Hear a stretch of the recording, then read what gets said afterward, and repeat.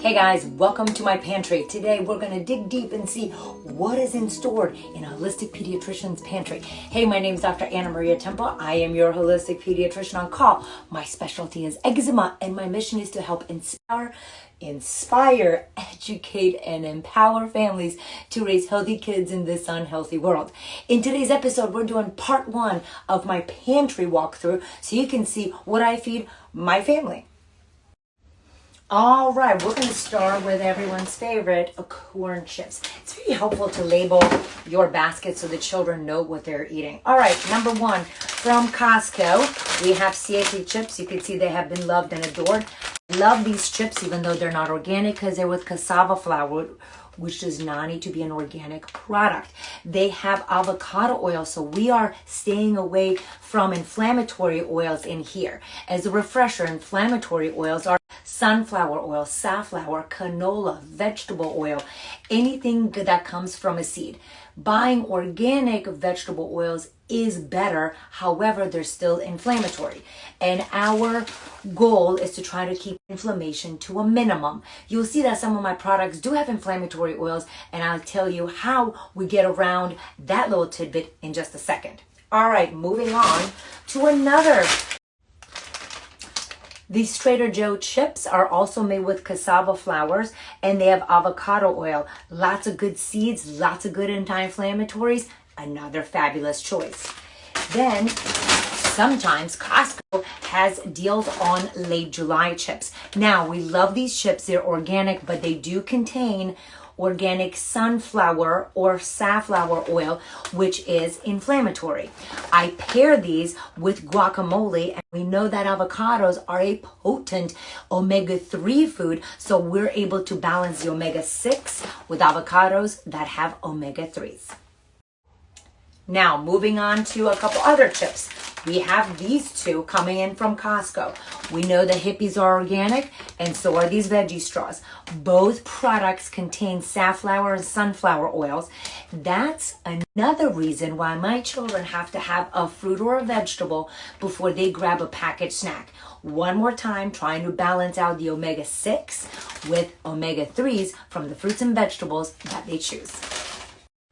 Now, when the people want a little bit of a sweet treat with a little bit of crunch, I love these guys, also from Costco. They're just organic apples, no oils, no other additives, and it does count as a plan point. A lot of people always ask me, what about cereal? Now, my family, we've been on this healing journey for over 14 years, so we don't eat cereal anymore. But we had this lovely company reach out to us, so I have purchased a couple of things when they were available at Costco. To 7 Sundays. The beautiful thing is that they have cassava flour, sunflower protein, dates, coconut oil, coconut sugar, cinnamon. Includes 2 grams of added sugar. So we have real ingredients with only 2 grams of added sugar, 5 grams of protein. So for an occasional treat or occasional cereal, occasional means like once a week kind of thing. This has great ingredients and low added sugar. Making confessions now. My family does love pistachios. They don't like the plain ones, so we have these from Costco. Now, they have dextrose, so I'm not a big fan, and they have natural flavor. Not a big fan. Sometimes I gotta take my wins with my losses with my wins. You know what I'm saying. We are getting good protein, we're getting good fiber, and then we're not having a lot of added sugar in this, even though it has dextrose. You know, these are okay as an occasional snack. And here's the thing.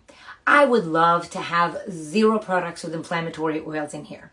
But I have kids and a husband and we live in the real life. So I have to make some compromises. And that's why some of these snacks are going to be in my pantry.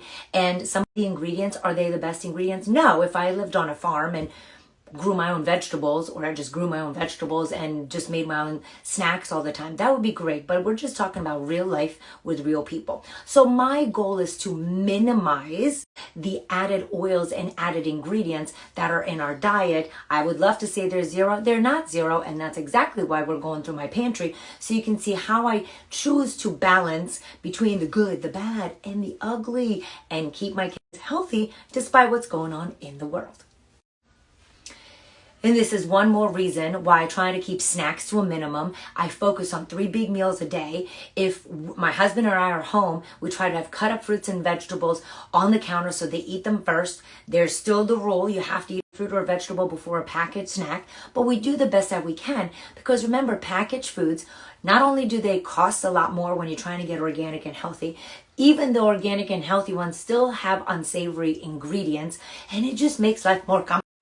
And lastly, in the snack department, people always want to know what chocolate do I use. This is the brand. The ingredients are cacao, unrefined coconut sugar, fair trade cocoa butter, has 9 grams of added sugar, but it is a treat. So I eat it once, actually every 2 weeks. That's actually a treat. Remember, if you eat a treat every single day, that's just your diet.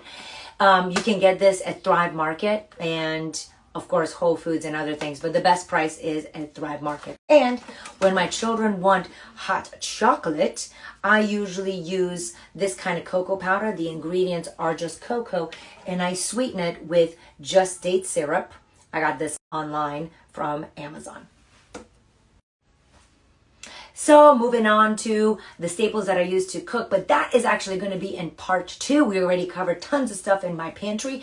For any other questions on what is added sugar, what oils should we use, why is it 24 grams of added sugar a day a thing, don't forget to grab a copy of my book, Healthy Kids in an Unhealthy World. And then stay tuned. Next week, we're going to go through the rest of the pantry to see what other things I have in store.